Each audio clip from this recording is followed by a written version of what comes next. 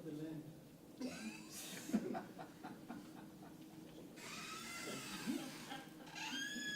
Okay, so we should be all seated in such a way that everybody can see everybody else. All right, so one of the things that economics does, or is supposed to do, is to somehow reflect what exists in the real world.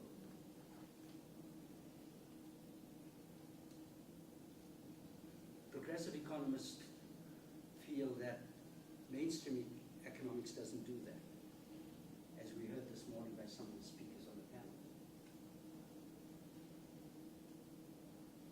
The idea is to connect economics with the real lived experiences of people in the world. And we have to ask how accurately the economics we learn does that. So for political economy, the objective is to make the connection between what is taught in economics and what exists outside of the field of economics. And of course, one of the ways we do this is to measure an economy. And what we want to do today is to look at how an economy is measured and whether or not it actually tells us something about the real world. So can I ask, are there people here who are not from South Africa?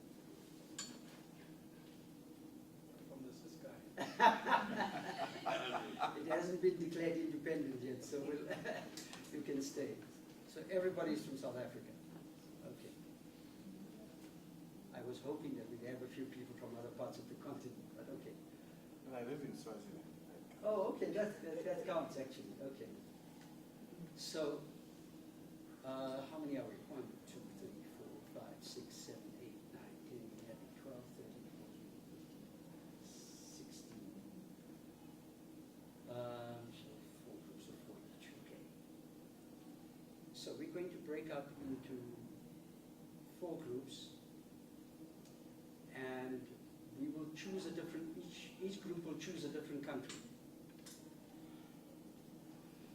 And we're going to break for 20 minutes, during which time your group will go, leave the room, and you will use your laptops and your telephones to find out the main products of the particular country you've been given. And you just have to Google main products of Kenya, main products of Zambia. And you'll get, so even if it's not a comprehensive list, if it's just 5 or 8 products, that's fine. You will then go outside and find things to represent these products. It can be a leaf, it can be a twig, it can be some stones, you can take crumbled paper, use your imagination. We have paper here, we have scissors, we have pens. You will then create little labels for the products that you have come to learn about that country. When you return, we will have a map of the continent on the floor. You will locate the country that you have chosen, that you have selected, and you will place these products on the floor, labeled. Okay? Are the instructions clear to everybody? Yeah? Good. All right. So why don't we do this? Let's go with number 1. 1, 2, 3, 4. 1, 2, 3, 4. 1, 2, 3, 4. 4. Okay. So all the 1s will come together, all the 2s, all the 3s, all the 4s come together. Are there any particular countries that you'd like to choose? Group number 1. Is there a country that you would like to choose? Preferably on the continent. Ghana. Ghana. Ghana. Okay, so number one. Yeah. Number one is Ghana. Number two, what would you like? Which country would you like to select?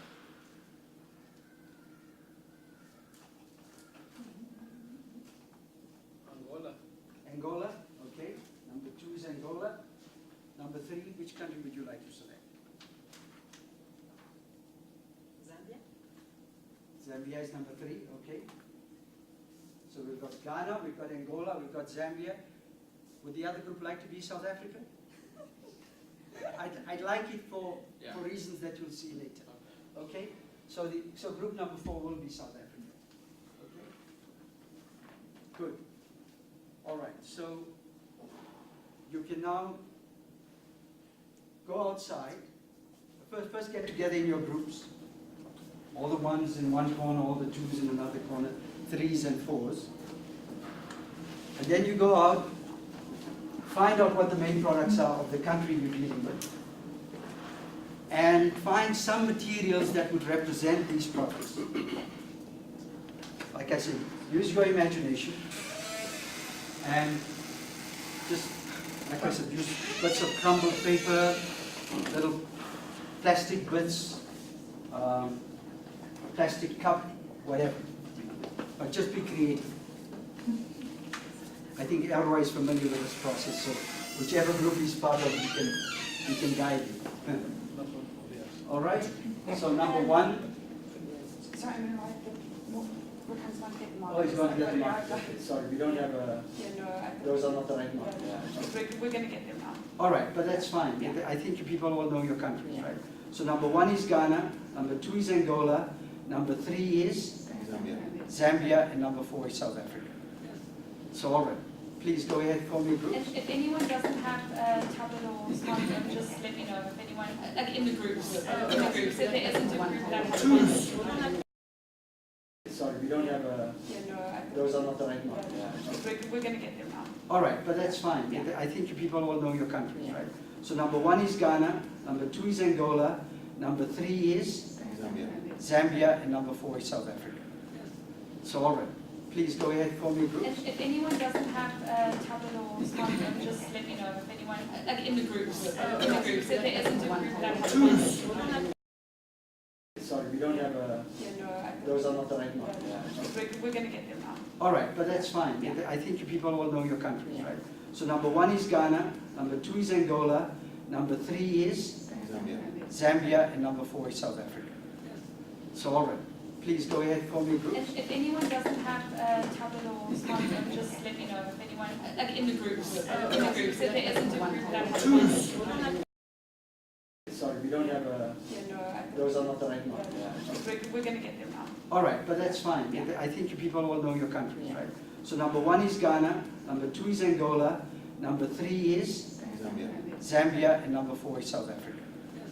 So all right, please go ahead, form your groups. If anyone doesn't have a tablet or smartphone, just let me know. If anyone, like in the groups, if there isn't a group that has Sorry, we don't have a. yeah, no, those are not the right marks. we're going to get them out. All right, but that's fine. Yeah. I think you people all know your countries, right? So number one is Ghana, number two is Angola, number three is Zambia, and number 4 is South Africa. So all right, please go ahead, form your groups. If anyone doesn't have a tablet or smartphone, just let me know. If anyone, like in the groups, if there isn't a group that has Sorry, we don't have a. yeah, no, those are not the right marks. we're going to get them out. All right, but that's fine. Yeah. I think you people all know your countries, right? So number one is Ghana, number two is Angola, number three is Zambia, and number 4 is South Africa. So all right, please go ahead, form your groups. If anyone doesn't have a tablet or smartphone, just let me know. If anyone, like in the groups, if there isn't a group that has Sorry, we don't have a. yeah, no, those are not the right marks. we're going to get them out. All right, but that's fine. Yeah. I think you people all know your countries, right? So number one is Ghana, number two is Angola, number three is Zambia, and number 4 is South Africa. So all right, please go ahead, form your groups. If anyone doesn't have a tablet or smartphone, just let me know. If anyone, like in the groups, if there isn't a group that has Sorry, we don't have a. yeah, no, those are not the right marks. we're going to get them out. All right, but that's fine. I think you people all know your countries, right? So number 1 is Ghana, number 2 is Angola, number 3 is Zambia, and number 4 is South Africa. So all right, please go ahead, form your groups. If anyone doesn't have a tablet or smartphone, just let me know. If anyone, like in the groups, if there isn't a group that has one. Sorry, we don't have a, those are not the right ones. We're going to get them now. All right, but that's fine. I think you people all know your countries, right? So number 1 is Ghana, number 2 is Angola, number 3 is Zambia, and number 4 is South Africa. So all right, please go ahead, form your groups. If anyone doesn't have a tablet or smartphone, just let me know. If anyone, like in the groups, if there isn't a group that has one. Sorry, we don't have a, those are not the right ones. We're going to get them now. All right, but that's fine. I think you people all know your countries, right? So number 1 is Ghana, number 2 is Angola, number 3 is Zambia, and number 4 is South Africa. So all right, please go ahead, form your groups. If anyone doesn't have a tablet or smartphone, just let me know. If anyone, like in the groups, if there isn't a group that has one. Sorry, we don't have a, those are not the right ones. We're going to get them now. All right, but that's fine. I think you people all know your countries, right? So number 1 is Ghana, number 2 is Angola, number 3 is Zambia, and number 4 is South Africa. So all right, please go ahead, form your groups. If anyone doesn't have a tablet or smartphone, just let me know. If anyone, like in the groups, if there isn't a group that has one. Sorry, we don't have a, those are not the right ones. We're going to get them now. All right, but that's fine. I think you people all know your countries, right? So number 1 is Ghana, number 2 is Angola, number 3 is Zambia, and number 4 is South Africa. So all right, please go ahead, form your groups. If anyone doesn't have a tablet or smartphone, just let me know. If anyone, like in the groups, if there isn't a group that has one. Sorry, we don't have a, those are not the right ones. We're going to get them now. All right, but that's fine. I think you people all know your countries, right? So number 1 is Ghana, number 2 is Angola, number 3 is Zambia, and number 4 is South Africa.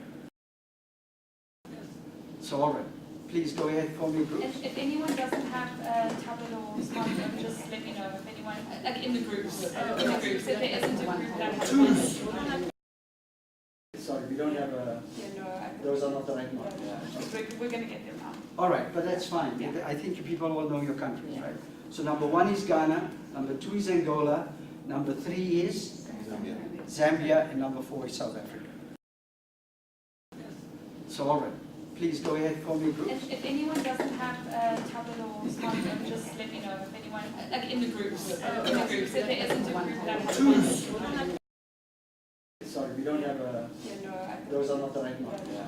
We're going to get them now. All right, but that's fine. I think you people all know your countries, right? So number 1 is Ghana, number 2 is Angola, number 3 is Zambia, and number 4 is South Africa. So all right, please go ahead, form your groups. If anyone doesn't have a tablet or smartphone, just let me know. If anyone, like in the groups, if there isn't a group that has one. Sorry, we don't have a, those are not the right ones. We're going to get them now. All right, but that's fine. I think you people all know your countries, right? So number 1 is Ghana, number 2 is Angola, number 3 is Zambia, and number 4 is South Africa. So all right, please go ahead, form your groups. If anyone doesn't have a tablet or smartphone, just let me know. If anyone, like in the groups, if there isn't a group that has one. Sorry, we don't have a, those are not the right ones. We're going to get them now. All right, but that's fine. I think you people all know your countries, right? So number 1 is Ghana, number 2 is Angola, number 3 is Zambia, and number 4 is South Africa. So all right, please go ahead, form your groups. If anyone doesn't have a tablet or smartphone, just let me know. If anyone, like in the groups, if there isn't a group that has one. Sorry, we don't have a, those are not the right ones. We're going to get them now. All right, but that's fine. I think you people all know your countries, right? So number 1 is Ghana, number 2 is Angola, number 3 is Zambia, and number 4 is South Africa. So all right, please go ahead, form your groups. If anyone doesn't have a tablet or smartphone, just let me know. If anyone, like in the groups, if there isn't a group that has Sorry, we don't have a, those are not the right ones. We're going to get them now. All right, but that's fine. Yeah. I think you people all know your countries, right? So number 1 is Ghana, number 2 is Angola, number 3 is Zambia. Zambia, and number 4 is South Africa. So all right, please go ahead, form your groups. If anyone doesn't have a tablet or smartphone, just let me know. If anyone, like in the groups, if there isn't a group that has Sorry, we don't have a, those are not the right ones. We're going to get them now. All right, but that's fine. Yeah. I think you people all know your countries, right? So number 1 is Ghana, number 2 is Angola, number 3 is Zambia. Zambia, and number 4 is South Africa. So all right, please go ahead, form your groups. If anyone doesn't have a tablet or smartphone, just let me know. If anyone, like in the groups, if there isn't a group that has All right, but that's fine. Yeah. I think you people all know your countries, right? So number 1 is Ghana, number 2 is Angola, number 3 is Zambia. Zambia, and number 4 is South Africa. So all right, please go ahead, form your groups. If anyone doesn't have a tablet or smartphone, just let me know. If anyone, like in the groups, if there isn't a group that has All right, but that's fine. Yeah. I think you people all know your countries, right? So number 1 is Ghana, number 2 is Angola, number 3 is Zambia. Zambia, and number 4 is South Africa. So all right, please go ahead, form your groups. If anyone doesn't have a tablet or smartphone, just let me know. If anyone, like in the groups, if there isn't a group that has All right, but that's fine. Yeah. I think you people all know your countries, right? So number 1 is Ghana, number 2 is Angola, number 3 is Zambia. Zambia, and number 4 is South Africa. So all right, please go ahead, form your groups. If anyone doesn't have a tablet or smartphone, just let me know. If anyone, like in the groups, if there isn't a group that has All right, but that's fine. Yeah. I think you people all know your countries, right? So number 1 is Ghana, number 2 is Angola, number 3 is Zambia. Zambia, and number 4 is South Africa. So all right, please go ahead, form your groups. If anyone doesn't have a tablet or smartphone, just let me know. If anyone, like in the groups, if there isn't a group that has All right, but that's fine. Yeah. I think you people all know your countries, right? So number 1 is Ghana, number 2 is Angola, number 3 is Zambia. Zambia, and number 4 is South Africa. So all right, please go ahead, form your groups. If anyone doesn't have a tablet or smartphone, just let me know. If anyone, like in the groups, if there isn't a group that has All right, but that's fine. Number 3 is Zambia. Zambia, and number 4 is South Africa. So all right, please go ahead, form your groups. If anyone doesn't have a tablet or smartphone, just let me know. If anyone, like in the groups, if there isn't a group that has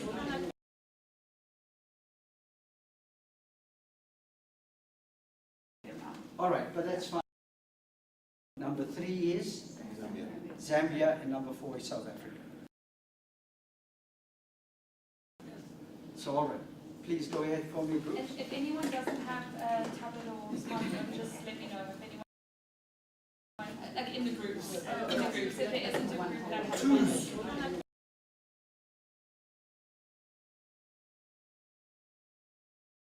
All right, but that's fine. Number 3 is Zambia. Zambia, and number 4 is South Africa. So all right, please go ahead, form your groups. If anyone doesn't have a tablet or smartphone, just let me know. If anyone, like in the groups, if there isn't a group that has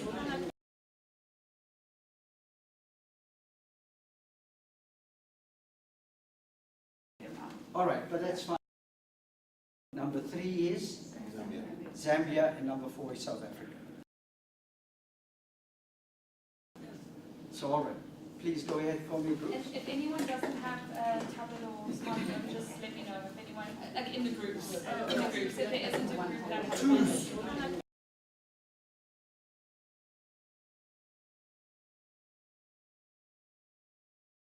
All right, but that's fine.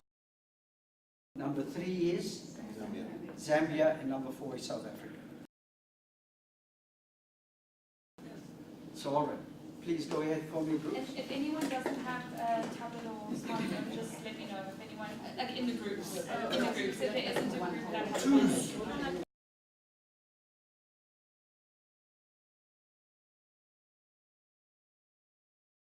All right, but that's fine. Number 3 is Zambia, and number 4 is South Africa. So, all right, please go ahead, form your groups. If anyone doesn't have a tablet or smartphone, just let me know. If anyone, like in the groups, if there isn't a group that has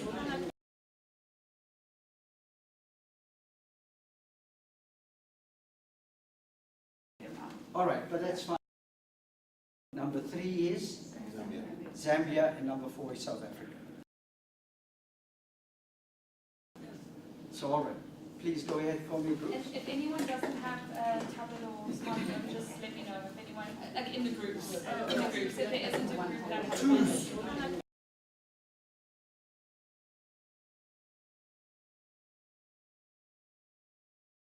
All right, but that's fine. Number 3 is Zambia, and number 4 is South Africa. So, all right, please go ahead, form your groups. If anyone doesn't have a tablet or smartphone, just let me know. If anyone, like in the groups, if there isn't a group that has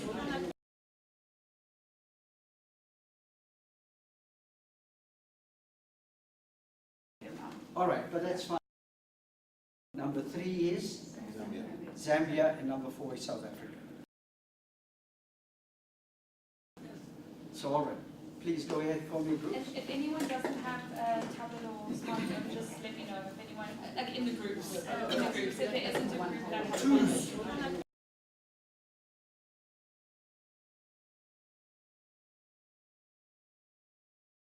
All right, but that's fine. Number 3 is Zambia, and number 4 is South Africa. So, all right, please go ahead, form your groups. If anyone doesn't have a tablet or smartphone, just let me know. If anyone, like in the groups, if there isn't a group that has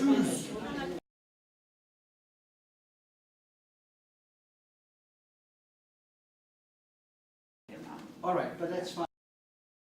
Number 3 is Zambia, and number 4 is South Africa. So, all right, please go ahead, form your groups. If anyone doesn't have a tablet or smartphone, just let me know. If anyone, like in the groups, if there isn't a group that has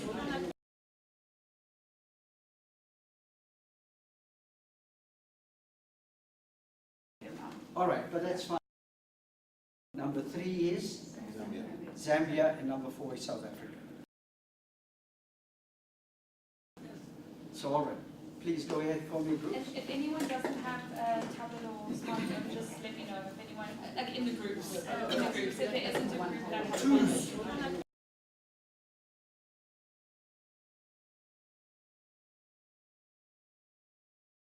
All right, but that's fine.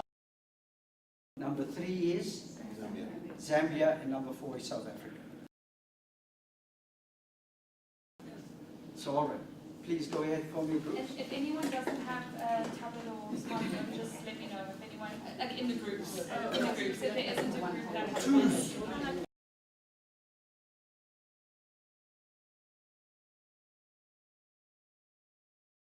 All right, but that's fine. Number 3 is Zambia, and number 4 is South Africa. So, all right, please go ahead, form your groups. If anyone doesn't have a tablet or smartphone, just let me know. If anyone, like in the groups, if there isn't a group that has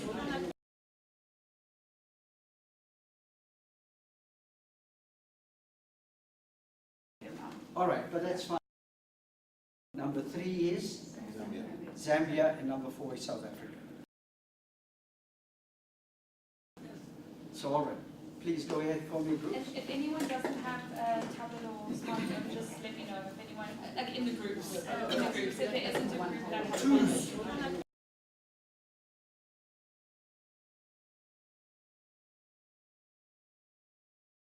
All right, but that's fine.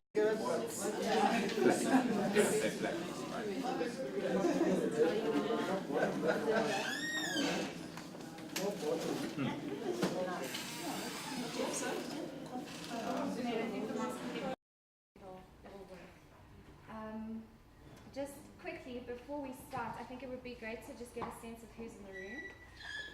So just introduce yourself, maybe your affiliation, and why you're here, because there's not many of us. So you can start with whoever's brave enough.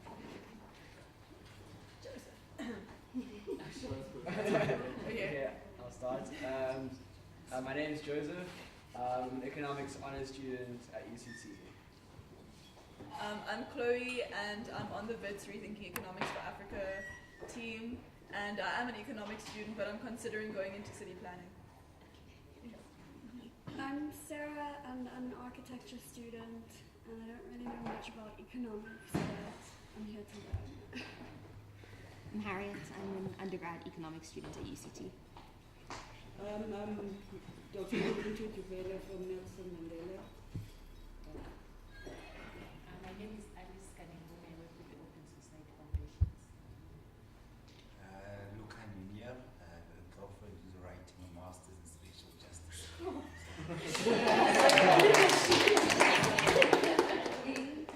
Hi, my name is Ndeba, and I'm from the Social Justice Coalition.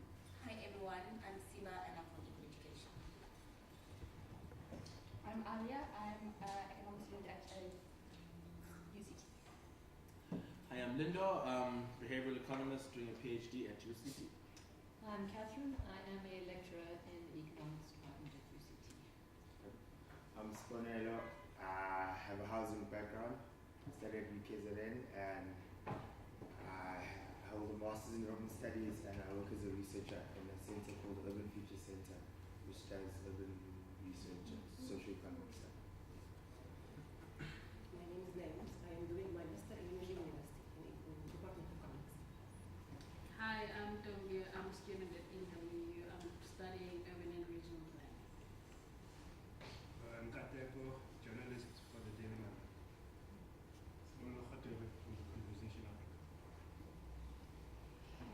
And we should introduce ourselves too. I'm Sarita Pillay. Currently doing my PhD in urban planning here at WITS, but worked in the land and housing advocacy space for a bit. My name is Mandy Sejati. I work for an organization called the Social Justice Coalition, and we work on issues of spatial justice.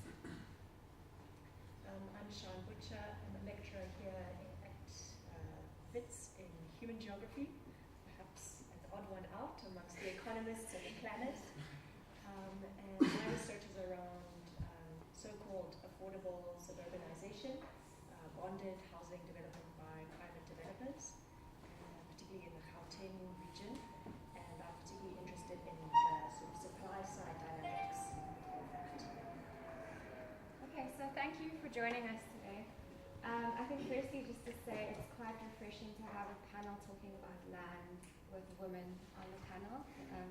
It's been interesting to see how the land debate and public discourse has been captured by certain voices, so we need to be constantly aware of that. But thank you for joining us. I think what we've decided to do today is to keep it as a conversation.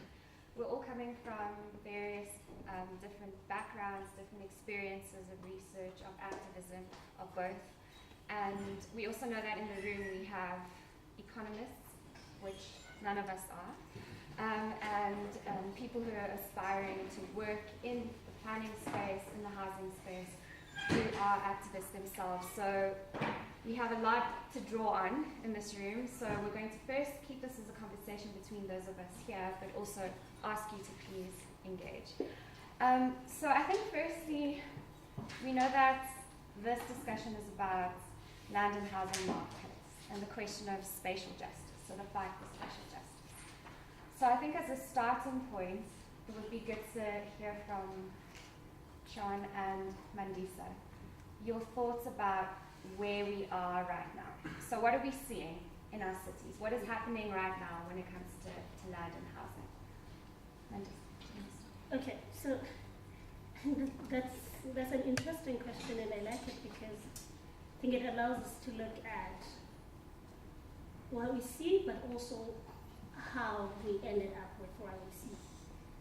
And I think that's where I want to sort of start, to say that so we understand the history of South Africa and how our cities were planned under apartheid, and how that system sought to actively exclude certain races in the country.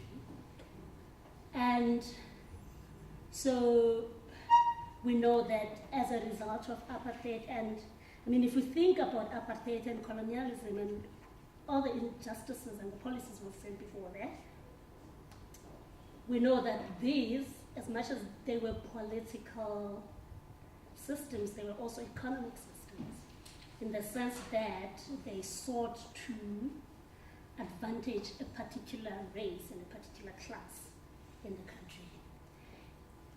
And that meant a majority of South African citizens were excluded from economic benefits, and the economic benefits that cities in particular had to offer.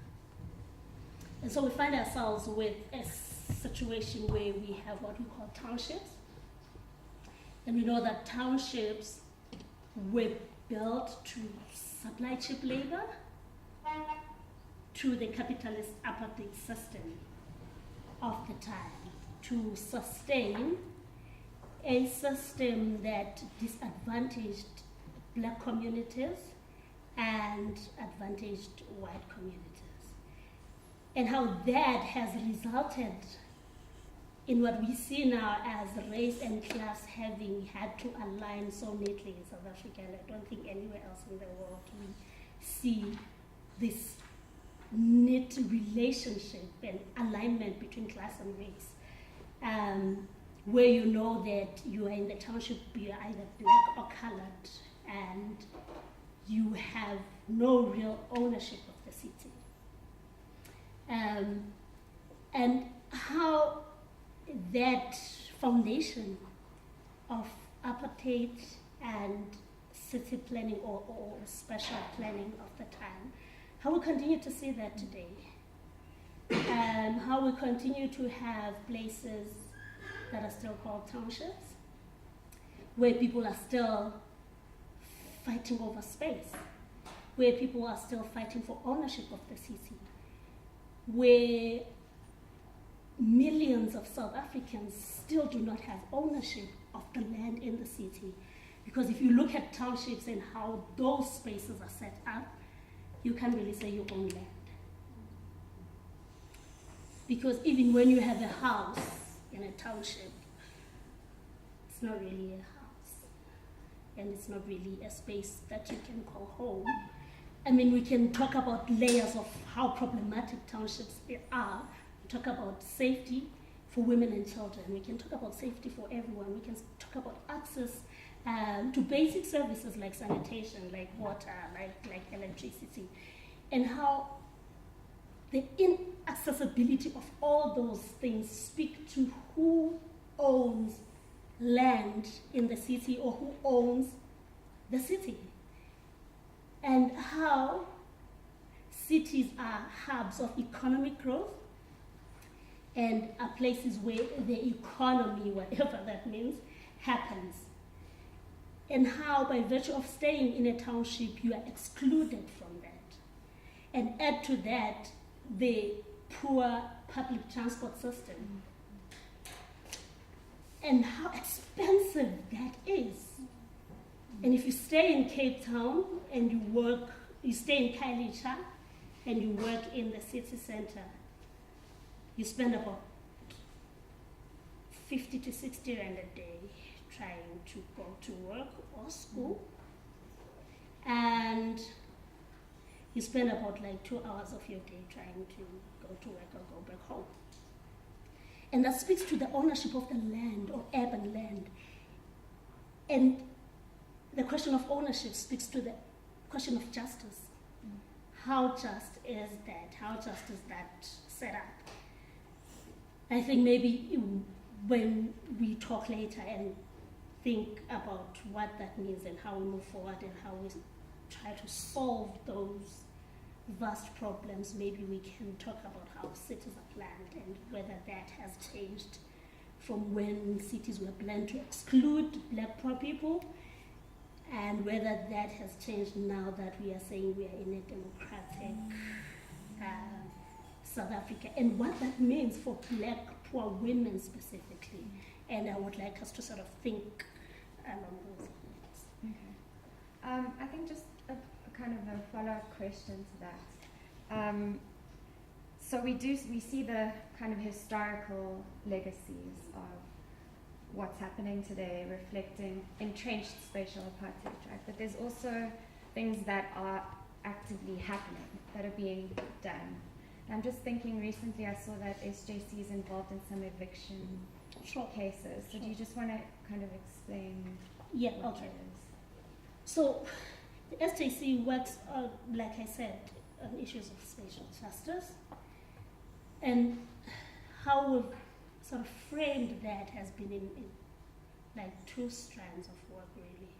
Looking at service delivery in informal settlements, and we focused on sanitation for the longest time. And we've engaged the city of Cape Town in that. And another aspect of that is safety and justice for marginalized communities. And that still focuses on informal settlements and townships. And what our sanitation work and our work on informal settlements and how those can be upgraded and integrated into the city, we've sort of naturally landed on issues of land and urban land justice and what that means. What we've seen, because of the work that we do, because we organize and mobilize in these communities, and because, I mean, the question of land has always been an important one, but because there's 2019 coming up, right? Everyone is talking about land. We're talking about expropriation. Whether that is going to happen is another question. But so there's this buzz around the land question, and everyone, because everyone has always wanted access to land. Now people are beginning to identify pockets of land that are unoccupied.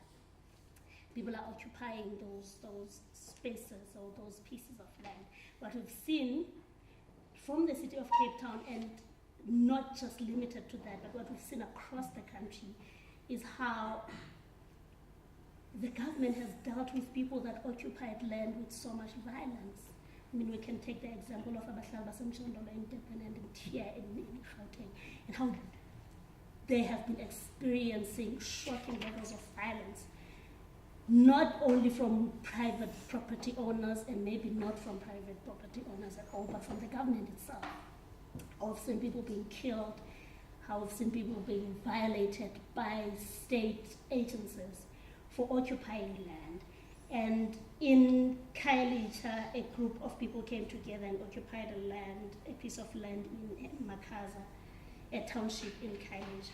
And these people have been evicted, and we've seen these evictions popping up across Cape Town. As an organization working in these things, naturally we've had to respond to that, to say, what does it mean? How do we engage with such? Because, I mean, for the longest time, people have been waiting for houses, people have been waiting for services, and now that there's this buzz around land and people have been seeing these open pieces of land, people have decided to occupy, because people have a right to belong in the city, people have a right to belong in this country. But what seems to be the problem is how there's no engagement from the government in trying to address that, because so the argument is always that this is private-owned land, you can't occupy this, and because it's owned by a private person who we never ever meet. But there's no engagement to say, so how do we solve your housing problem? How do we solve the fact that you don't have a place to stay now? Because if we come in and evict you, where are we saying you should go stay? And most victims of these violent evictions have been women. Some of the women we've spoken to are women that have run away from abusive marriages and abusive relationships and decided that I'm going to go build a shack for myself and my children because it's better to stay here than to stay in a 4-bedroomed house where I might die any minute. And we've seen the anti-land invasion unit coming in and demolishing people's houses. And I mean, what has been a point of debate and contention has been what it means or what constitutes a home. And whose standard do we use to say this structure doesn't qualify as a home? Because what the state in the form of the city of Cape Town has been saying is that no, we are not demolishing people's homes. We are not evicting people. We are just demolishing unoccupied structures. Yes. And so the question is, who determines what a home is in the urban space? If I build a structure and I've run away from my abusive husband, or I could not afford rent anymore at the backyard of some person, and I decided that I'm going to join this group of people that is occupying this piece of land, and I have like very basic things like a mattress and a few dishes and things. And if people come in and decide that this doesn't qualify as a home, can people destroy my home because it doesn't fit their own standards of a home? And that is not defined anyway. Not even law defines what a home is. So there's a policy or an ad called PI, which is, I always get it wrong, the protection of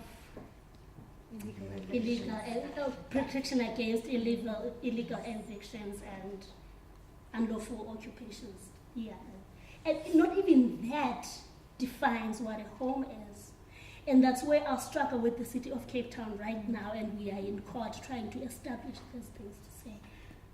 So, because you're a middle class, advantaged person, do you get to define what should be a home for me as a person, as a poor working class person who cannot afford to buy a bed or to have a stove or whatever it is that you think defines a home?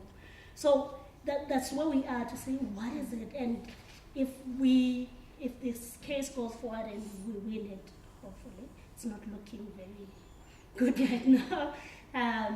But what we're seeking to answer is, what is a home and who determines and defines what a home should look like? Thanks, Mandisa. I think that there's a lot of insight there that we can draw from. Just about the continuing spatial violence. I know that's a term that's used quite loosely, but I think we can understand how this works both in terms of what you're saying of the continued spatial geography, how that means that a mother is traveling 4 hours a day to get to work, to come back. I think a recent study in the city of Cape Town showed that your average working class person spends 40% of their monthly income on transport, just on transport. And then there's the spatial violence that we're seeing through private property rights being defended by actors like the anti-land invasion units and brutal policing that's breaking down people's homes and injuring and even killing people in some instances. So that's our current reality. Sean, I think this is also, you've done a bit of research on affordable housing, the idea of affordable housing and the land markets in South Africa in terms of affordable housing. What is the current state of housing and land markets in South Africa? How can we characterize that? Reflecting on the spatial violence, what are we seeing right now? Thanks, Mandisa and Sarita. I'm just struck by how I want to come back to this question of home when we're talking about where to next. So let's hold on to that. and it's not something I think about in my own work, so if you can push me in that way. So in terms of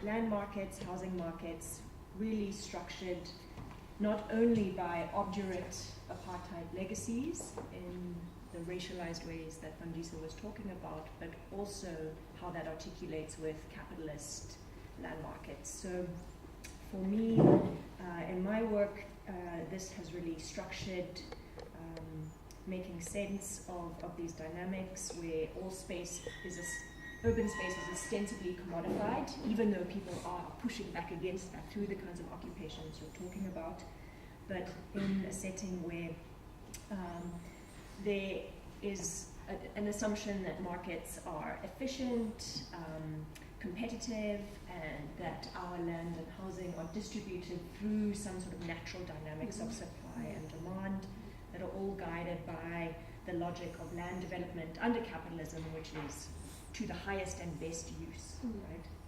And within that, always the protection of property value, the mandate to not mix values and uses that would disturb property value.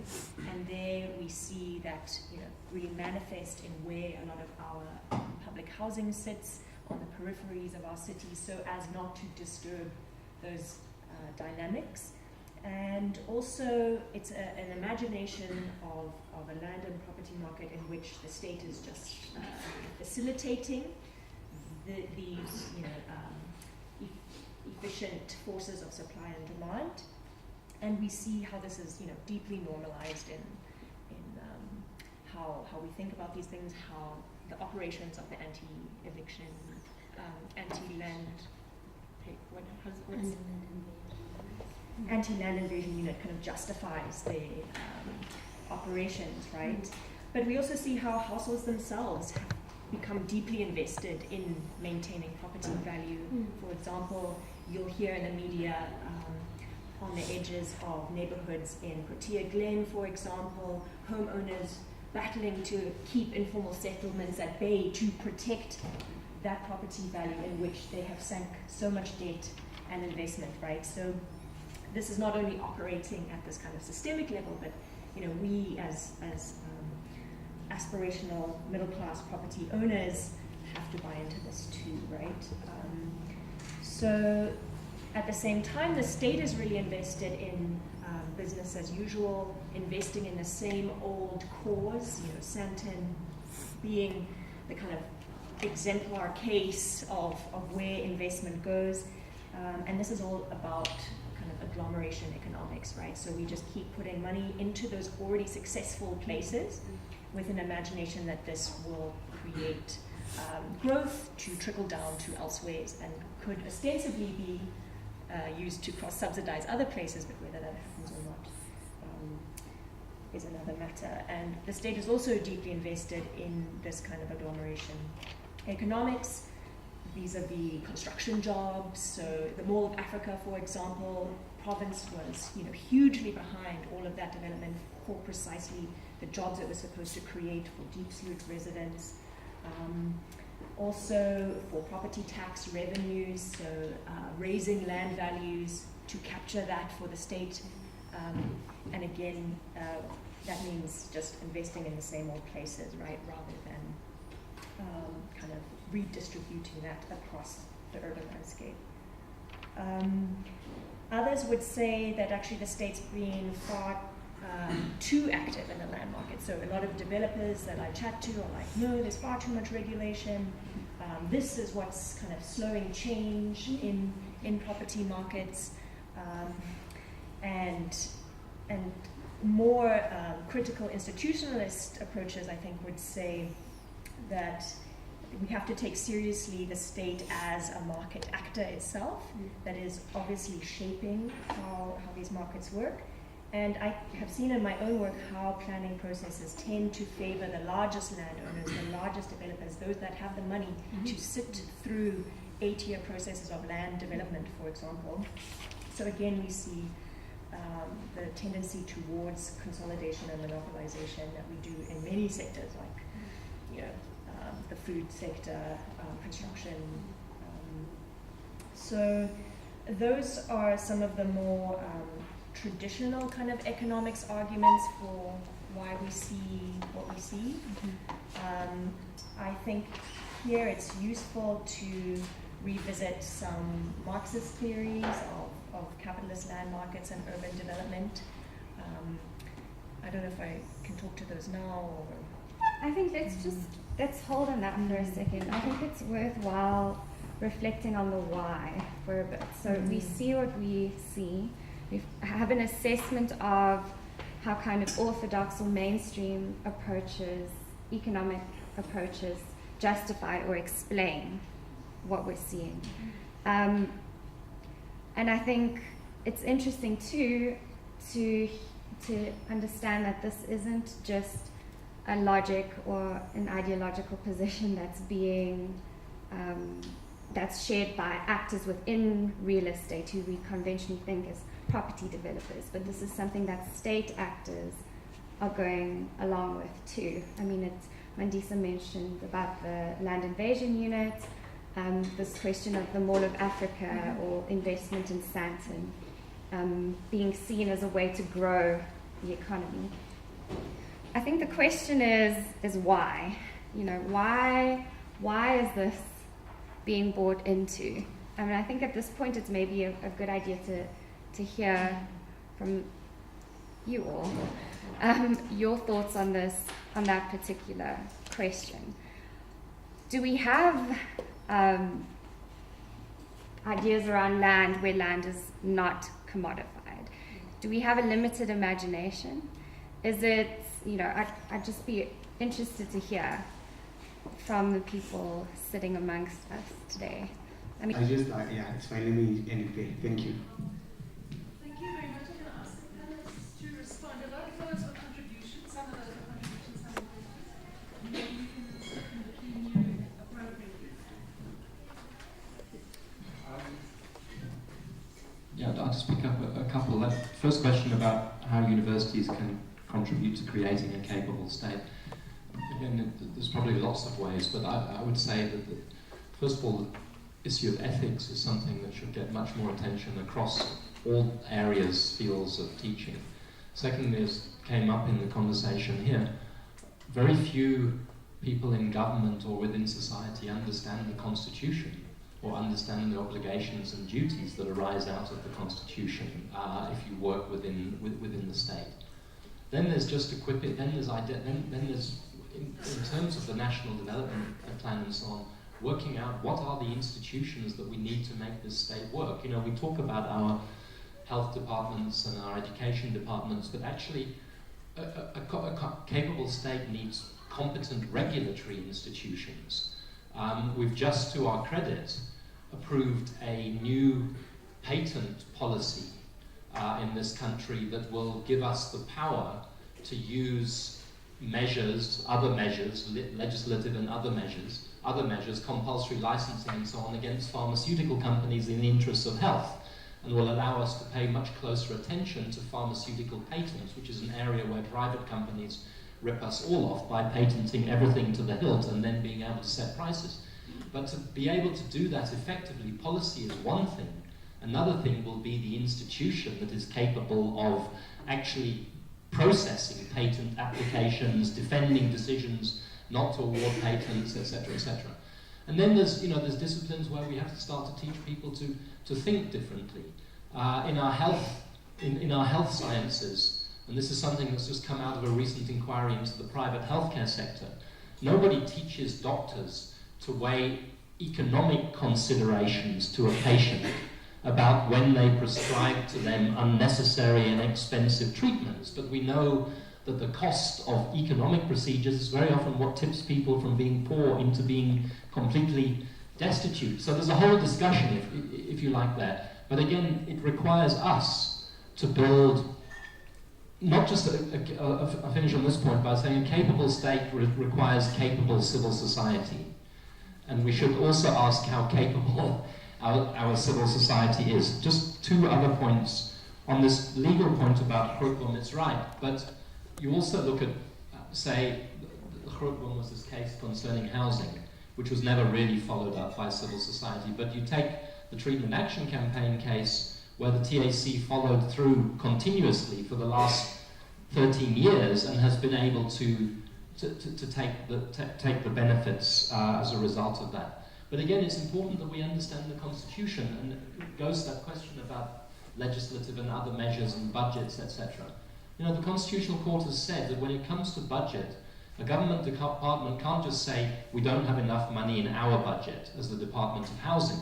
They have to look at the total budget when it comes to an issue that is a right. But if we don't know, and if we haven't popularized these key principles, not just of our democracy, then we're not going to get to achieve anything.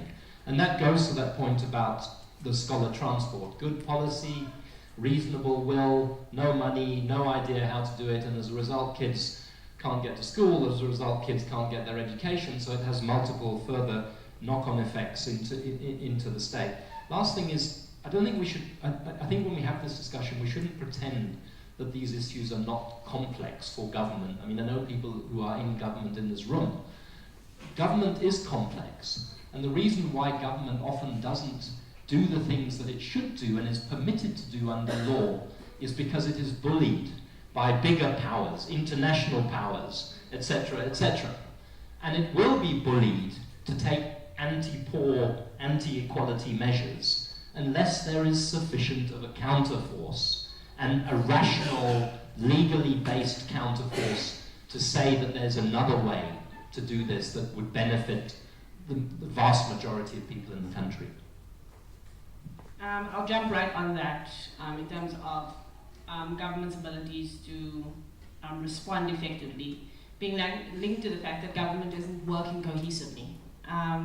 We speak about the fact that there are silos in government. I've been in the NBC for a few years now, and I've been closer to those silos than I've ever thought I could be. And you see how departments don't know what their different mandates are, their mandates bump into each other all the time.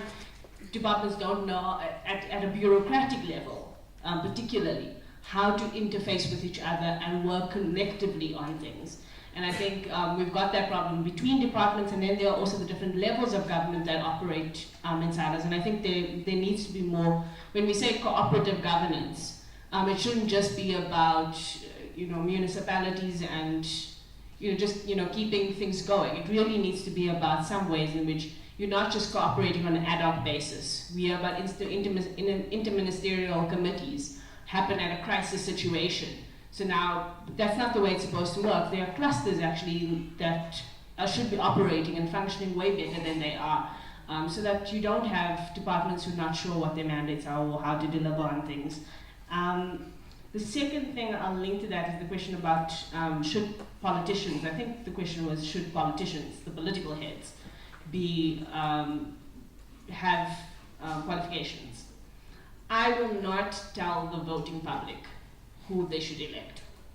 That's the voting public's responsibility. What I will say is that when you are elected, whether you have a degree or not, it is your responsibility to make sure that the machine that you are now elected to manage is capable. And so whatever you don't have, you need to source those capabilities. We can't tell people who to make president, but we certainly can say to that president, you need to make sure that the person who is running the Department of Health has the qualifications and the competencies to do so. And I think that's part of the difficulty. And also what we call competency. Earlier I was saying people have this kind of checklist of things that need to be on a CV. And surely it needs to go beyond that. Surely there needs to be questions about ethics. There need to be questions about people's ideological understanding of the world, ideological understanding of the country that they work and live in. And I'll kind of top that off with the question about the social compact of the country, which I don't think we have managed to actually have a proper understanding of. What is it that all connects us, that holds us all together, and makes sure that we all act in a way that is socially just? We don't have that lever right now. We don't have a social compact that's in place that ensures that everybody understands what it is that they're there to do. How do universities train people better for that? I was going to just say teach everyone sociology. because, you know, I'm a sociologist. But I think Mark is completely right.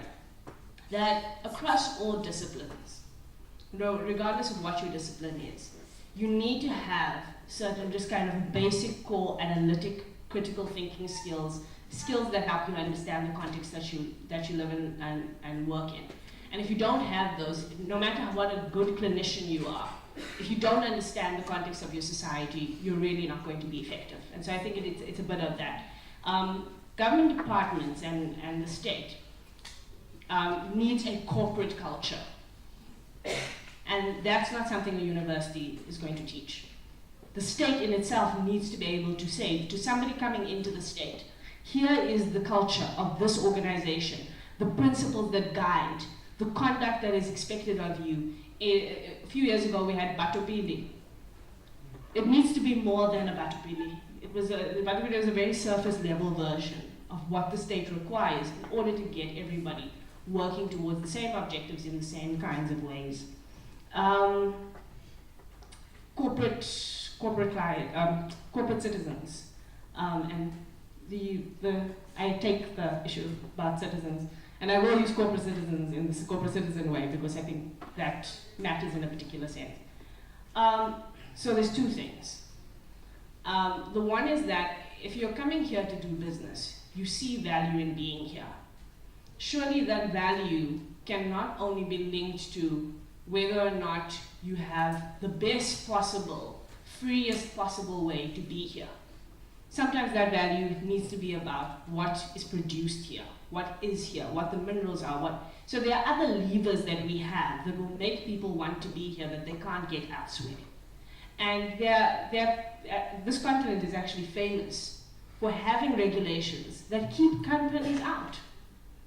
So I always make the example about McDonald's. And there are countries in this continent that just don't have a McDonald's because McDonald's wants to own the land that they're on. And so they will give up not having that McDonald's if it means that people have land. And so we're going to have to make some tough choices about who we're willing to do business with and who we're not willing to do business with. Because certainly in terms of mineral resources and in terms of human potential, we surely have something to offer the international market that we can do in a way that does not strip us of all that we have. I'm going to close it there because we have the launch, we have the plenary, which you are all very much encouraged and invited to attend. So I don't want to run too much over time. So just to wrap up, I think that was fascinating. I think some of my takeouts from that is that much as it's vital that we look at the capable state, we probably get civil society party gets the state that it deserves. And the critical question of what are the forms of organization? What are the mechanisms through which popular voices and power is exerted? What are the mechanisms through which accountability is asserted? Because there just seem to be too many ways in which that is not happening. Much of the framework is there in terms of the Constitution, the rights that are recognized and so on. So I think there's a real challenge around that, and I really like the phrase that the role of civil society is as a think tank and to bring solutions. And I think we have some fascinating examples of where that's actually really worked. And so we need to reflect on those as well. I think the discussion was hugely complex. My sense is that we could have a conference where we took each one of the socioeconomic rights and had a whole session, probably more than one, on each one of the rights to really unpack and understand and untangle the kinds of issues that we've started to surface here. So I think it was difficult to deal with such a complex topic at such a high level, but very useful inputs and very useful insights. So thank you to everybody for contributing.